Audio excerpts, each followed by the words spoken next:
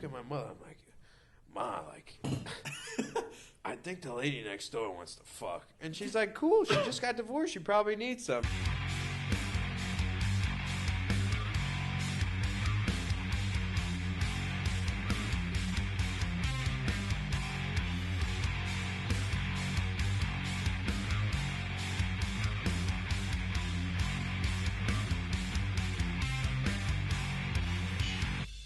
Hello everyone and welcome to this edition of Counting Sheep. As always, I am Sheep, your faithful ringleader and the one that brings you these podcasts.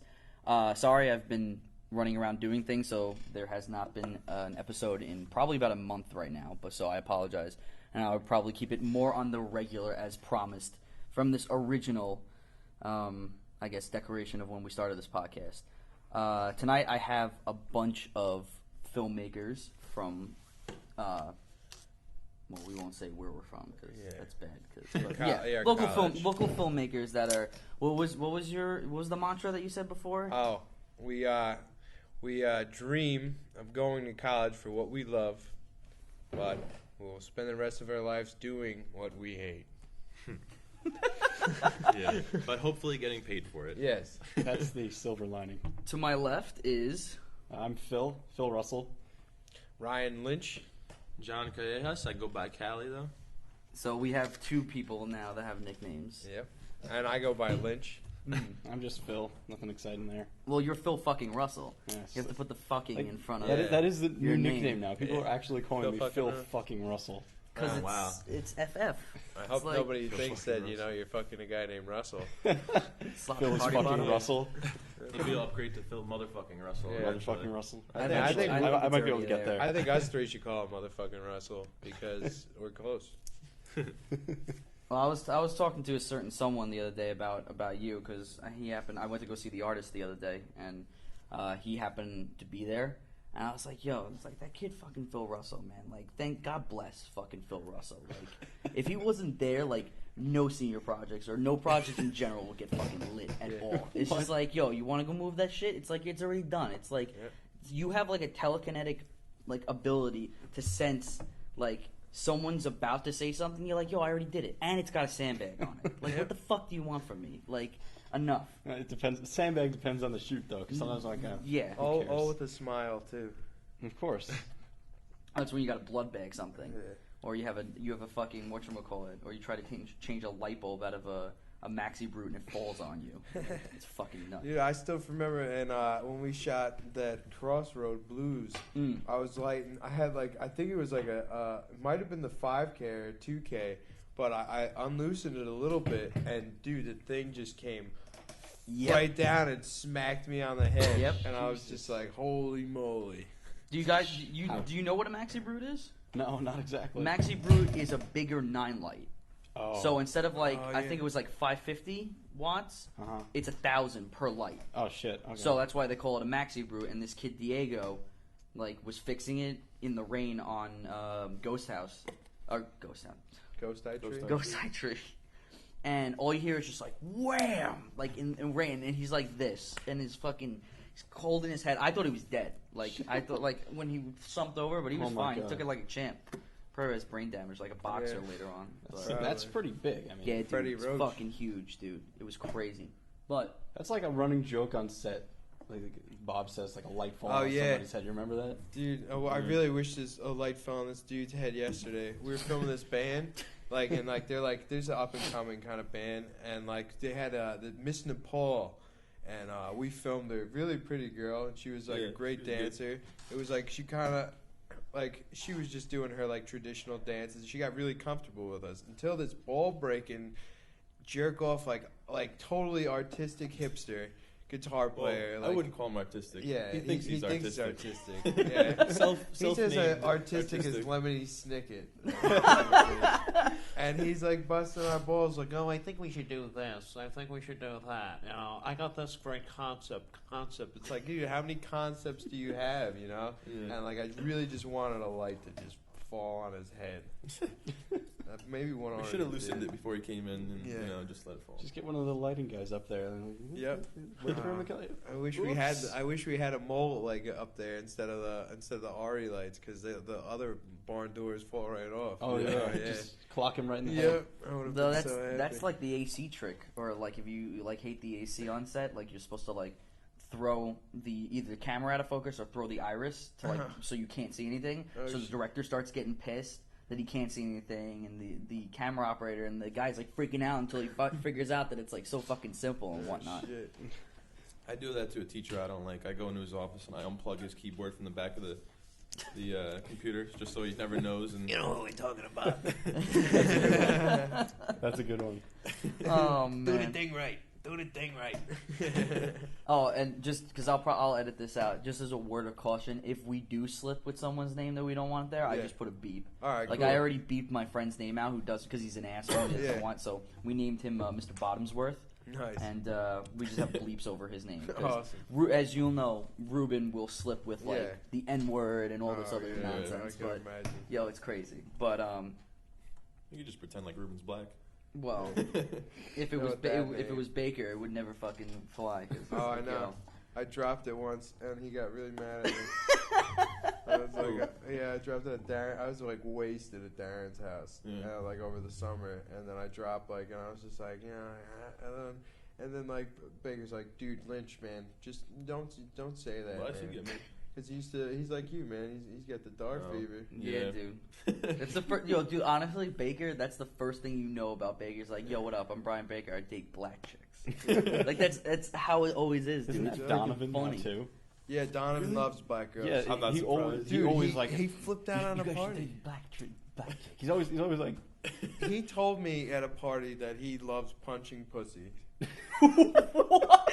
Even though he's never done it before in his life, he's like he he's loves like, a lot of things that he Yeah, hasn't done. oh, I just want to punch a pussy. He's punching the wall. He's like, I want to punch a pussy. Like, and I was just like, what are you doing, man? Like, he's like, calm down. That's so ridiculous. Yeah, that was like reminding me of like with Bauer. Like with that, Bauer like was just like, yo, I just want a reason to punch some guy in the face. And I'm like, that's one of the podcasts that we used to have. I was like, dude, like, what's wrong? I mean, he's wasted, but I'm like, dude, yo, what's wrong with you?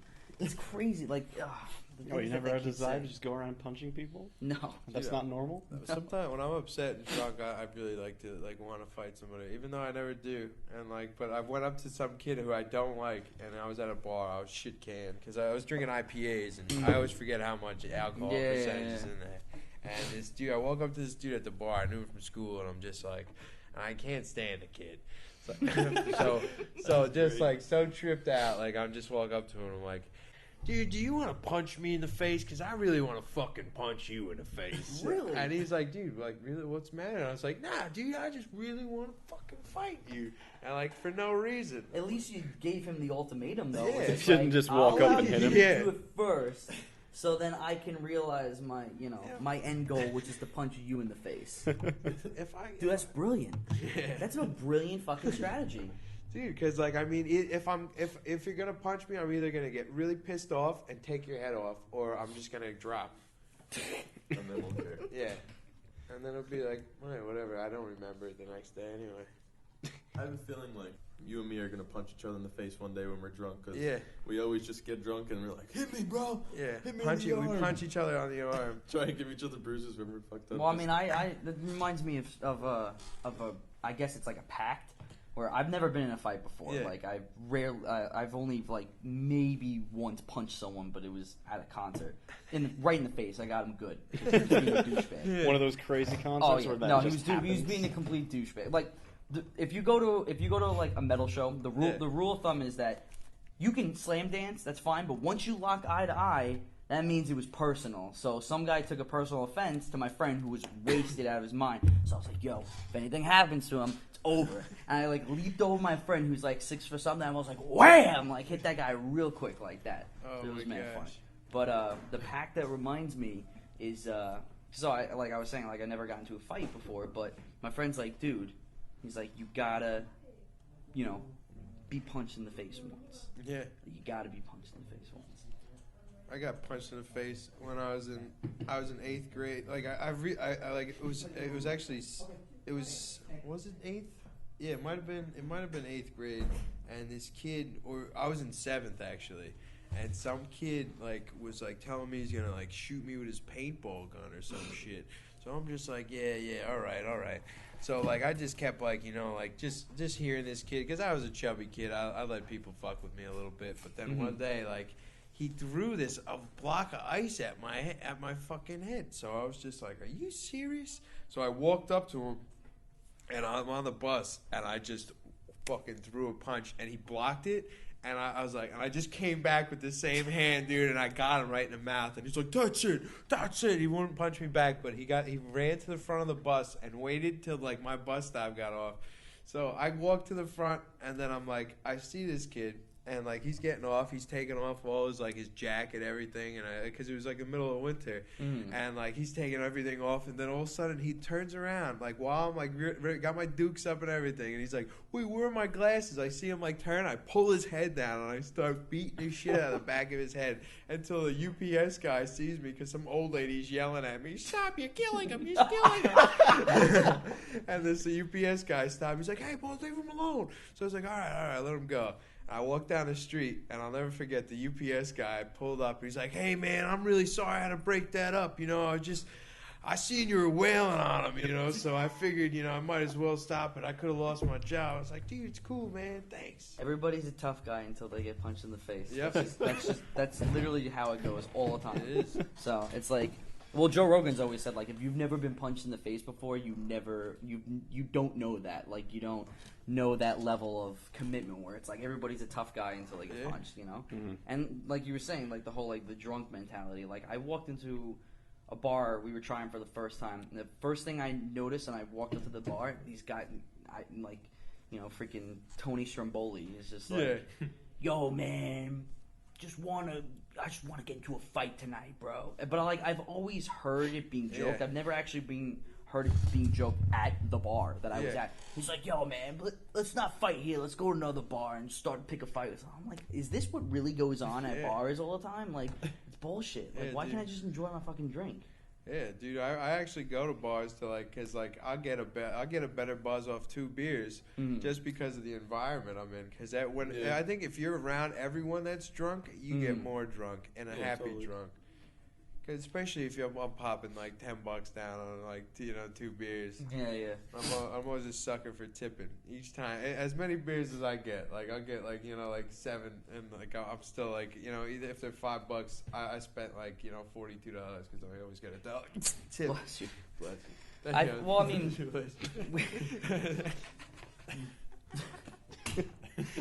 I never used that one before. You just bless you right back. Bless you. Well, we always go to, like, the beer drinkers bar. Like, we don't, like, deal with the crazy. You know, absolutely. We place with good stuff on tap. Yeah, we go to Croxley's. You guys? In Farmingdale? The one in both Rockville Center and in Franklin. I want to go there. We were talking about that. Dude, it's great. It's expensive. Like, if you haven't gone, the one in Farmingdale is the biggest one. So it's like there's a lot of people there. Like, everybody goes down to watch, like, the UFC fights and whatnot. Oh, it's really good though. They have 10-cent wings Monday, Tuesday, and Thursday maybe. So it's like you get 20 wings, $2, and then you just spend the rest of the money on beer. It's delicious. And there's no, like, Bud or Corona or it's just all like IPAs. You know, tons of them, like all over the place. You love IPAs. Yeah, dude. Oh man, they're so good. I can't, dude. And it sucks. Is every American brewing company is IPAs. I can't fucking deal with it, dude. Dude, you know you gotta try the Blue Point's new Spring Fling. That's good. I had it last night because I've been having a little bit of a spring fling, so I felt it was suitable for me. I can't do it though. I love German beers, and I love like dark stouts. Yeah. I love. Do you like that Franz Conner? Yeah, dude. That stuff's tastes like good. a 20-ounce steak. Fucking delicious. Son. I remember when he went to, like, the Whole Foods and, like, picked this all up here. I'm 18 years old, and, like, this was, like, I think it was right after. That was in the city? Yeah. After the screening, right? Because I fucked.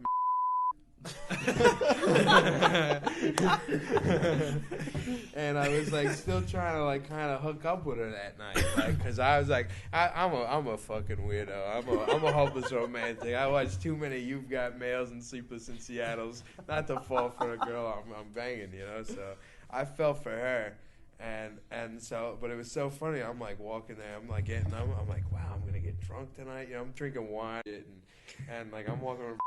And I get back and Moss looks at me. He's like, where were you? And I was like, I just went to Whole Foods. He's like, ooh. And I'm like, what? And he's like, he takes it in the ass, and I was like, ew.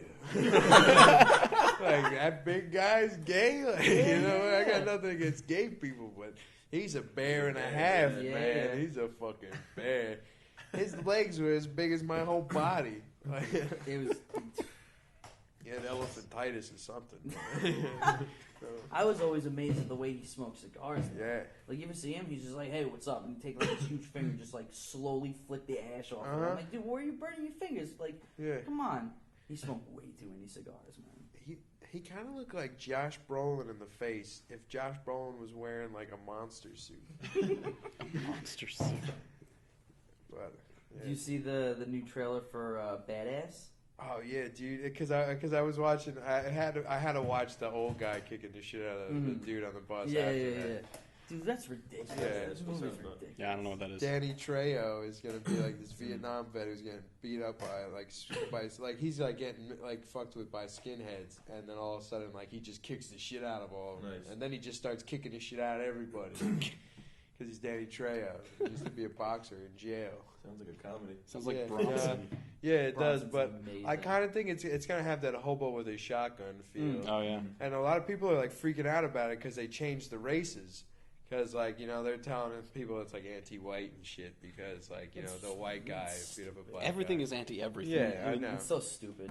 I mean, if anything, there would be more public outcry for God Bless America. Did you see that trailer? No, It's fucking nuts. This guy it's like typical like guy finds a tumor in his head and he's he's sitting there like watching television. He's like just upset with all the scum and the filth dude, of like American culture, and then he finds out like he has like a tumor, and he's just like, I'm gonna go kill everybody I hate. Bill Murray's like all brother. celebrities and all the other stuff. I feel like Americans don't care about making fun of America. Like but as soon as you make fun of like race or something like that steps over the line. If but you think about it, like that's a really bad thing. Like if you think about how many James Bond films were made about us defeating Russia, and how many how many video games there's just like Russia versus this, and and then as soon as they make like a fucking Korea, or like they, and then it's everybody's like, oh, it's up, everybody's up in arms that Koreans are killing Americans. It's like, but we do this constantly. Come on, man. And so there is a very fine. I was talking to someone the other day. There's a very fine line now between what's a prank or what used to be a prank, and then now in a post 9/11 world, like what is a prank? But you can't really fucking get away with anything.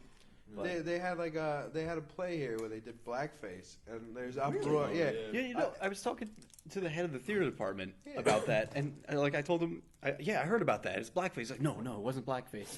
Then what do you call it?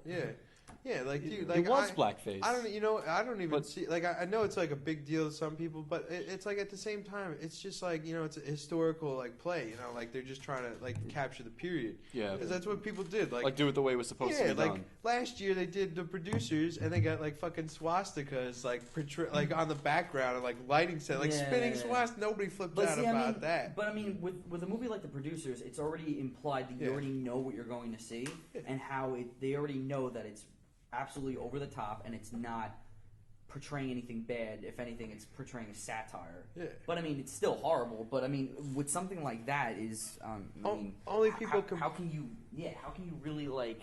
Yeah. Only people who are complaining are the ones that are degrading each other every day by calling themselves names that they want to ban. That is true. That's what I don't understand. Yeah, that's so weird though. I didn't even hear what play was this. I didn't even hear about it. Do you know the title? Lend me a tenner or something. Was that? No.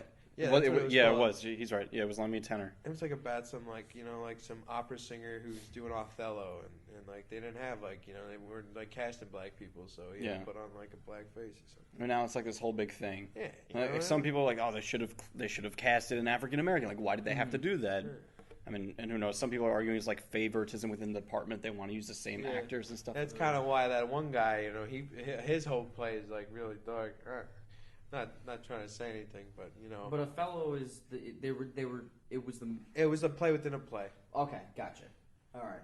Yeah, that's weird. Yeah. I don't know. I mean, I don't know enough about that well, department to know what actually like the happened. play was actually like the guy. He's in disguise because like the dude who was gonna do the performance, he dies. So they get so the producer's like, oh, no one's gonna notice because he's in blackface, you know. So apparently that didn't sit over too well, you know. But you never know. That is weird. I'm gonna flip out though if somebody has like a mime thing, you know, and then I'm like, hey, what the. Why is this black person dressed like a mime, you know? It actually brings up an interesting point. I was talking with my girlfriend the other day, and because I hadn't seen the Book of Mormon, she saw it and she loved it. It's apparently like sold out; you can't get tickets for it. And I was listening to the audio version just of it, and I'm listening to it. And I'm like, this play is fucking ridiculous. Like I understand it's Trey Parker and Matt Stone, and they are able to get away with it, like under the like the veil of South Park. But like this is on Broadway, and they're talking about like ridiculous shit. Like the songs are absolutely ridiculous, and they're over the top. And I'm like, how is this? Like, and just on general part, like, how did this get passed and was able? It's not like being picketed by like Mormons, but I guess they really don't care or something like that. They're fucking too much to care about anything. I feel like it's like once you establish yourself as this is what you do, satires. Like once you establish yourself, then all of a sudden it's okay for you to be much worse. Yeah. But once you break in and then. I mean, they make a lot of money, the South Park guys. They make a lot of money because everybody loves South Park. Truckloads of money. So they're not going to, like, cancel the show, obviously. Exactly. Once you get past your first season, then, like, the longer you go on, the more they're going to let you do. It's kind of like... They got away with it because they just never pinpointed anybody. They just made fun of everybody. Yeah. That's important, too. You got to make fun of everybody to make fun of something. Yeah. You know? Yeah, I think that's why I kind of got away with it so much in school. Like, Bob just, like, calls me Mr. Inappropriate. Now it's like a gag, you know? But it's okay if you make fun of everybody, because then it's like... But that's the same thing as making fun of nobody. Yeah, like, you just put a smile on too. You know? It's just a big joke. I mean, if you're not, the only way that you can be offensive is if that you're really serious about your comedy. Like if you have that underlying tone about it. Like, I mean, that's like your thing. Like there was other bunches of other people in my grade that didn't want to do like serious films or anything in that way, like a drama or anything, and their niche was being funny, and then they took that and they translated it, and now I know one of them is doing very well because that was his thing, you know. But it's how you present yourself and how what medium and how you portray it is, you know. It's like, why do you use Corey all the time? It's because Corey's a freaking funny guy, and you know, everybody knows him, and like, oh yeah, don't worry about it. Yeah. Like that's the problem with Ruben. Ruben sometimes is a little wacky, but like if you already know Ruben, you know what you're in for. Like, but it's crazy. You just because you don't take him serious at all. I remember one time he's like, "Oh, dude, we should totally get hookers and coke," and I'm like, nah, dude, I don't do coke, like, you know. I was like, I didn't know, like, at that time, because he was like instant messaging me, so like I couldn't see that. Ruben, like, it's so funny, like, I hate that when people think that you can read sarcasm in a text message or on the internet or something. And with you can't portray that. With him too, you don't know if he's serious too. So I just like, so it's like at double? That time, I'm not gonna try to see if it's sarcastic. I'm just gonna go like, I don't know, Ruben. You know, like, this is kind of fucked up. That's funny. Dude, he's got some fucking ridiculous fucking stories. Like the Brown stories I told you. It's crazy, dude. Dude, I had this crazy story over the summer where just a whole bunch. I have a thing with MILFs. Like, okay. And I had a neighbor who I was coming out, I was smoking a cigarette, and I was with my uncle, and it was like I just got back for like 2 weeks. And the lady next door was out there, and she says to me, she's like, oh, hey, you know, how long you been back? I said, I've just been back for a week. She's like, oh, I haven't seen it all. Like, what's going on? And I was like, you know, I've just been busy hanging out, catching up on some sleep. And so I was just, you know, like, just bullshitting with her. And then she's like, oh, you lost so much weight. You look so good. And I was like, yeah, you know, I've been working out a lot, you know.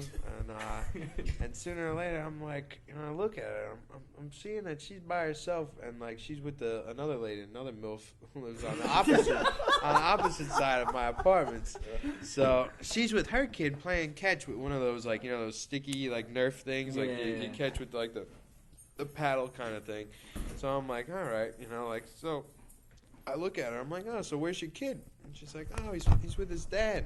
I'm like, oh, well, where's his dad?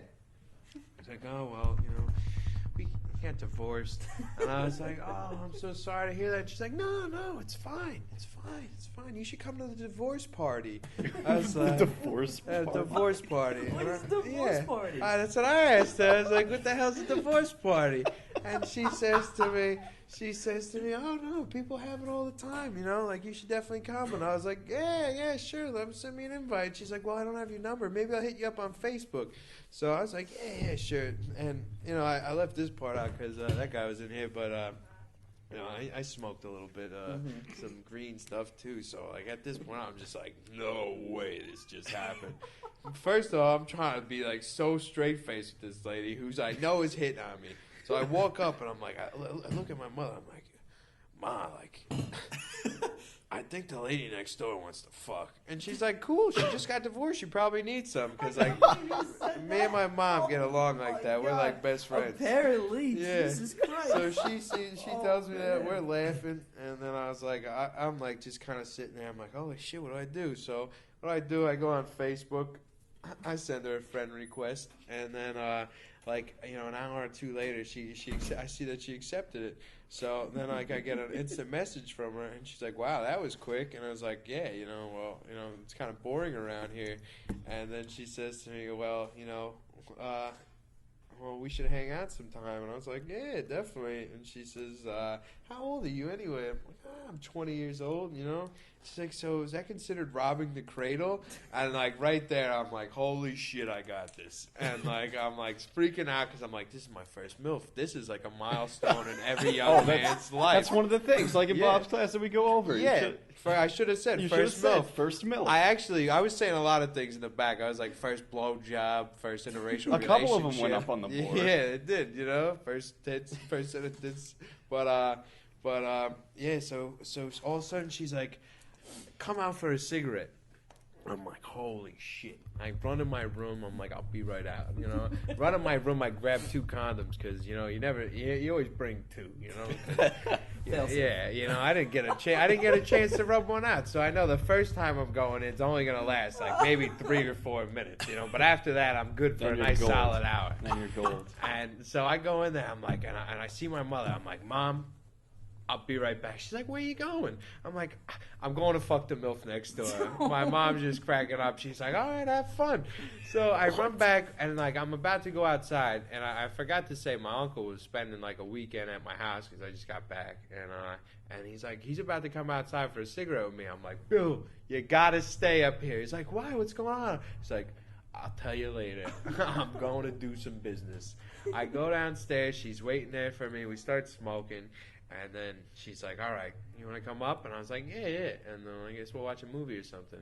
So we go upstairs. We're going to watch a movie. I sit on the living room couch, and she looks at me, and she's like, no, that TV's broken. We got to go watch it in the bedroom. We go in the bedroom.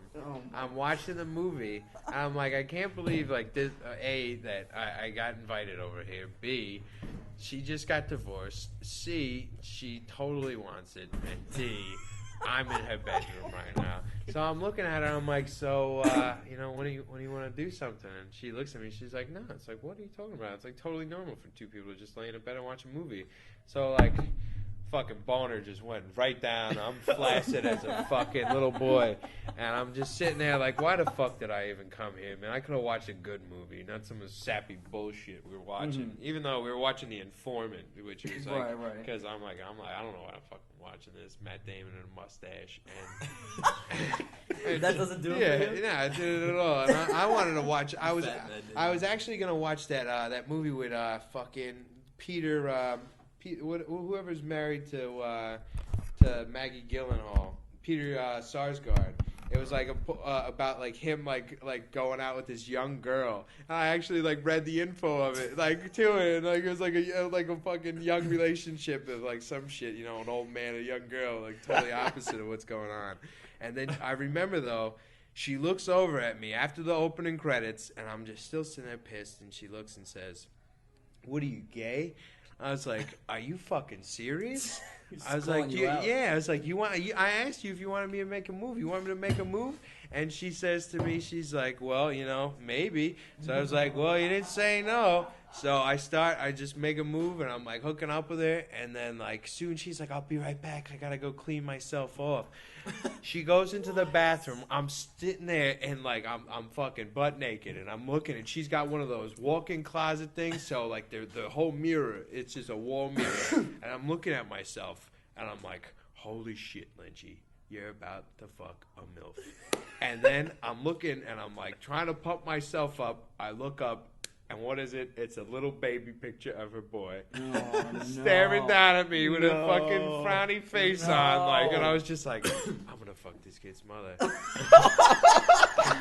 Like this kid's gonna come after me one day, like just like it's gonna be a Bronx Tale. I'm gonna be getting a drink, telling C to come over, and this kid's gonna come from behind me and shoot me in the head. Oh my god! So I'm waiting till that day.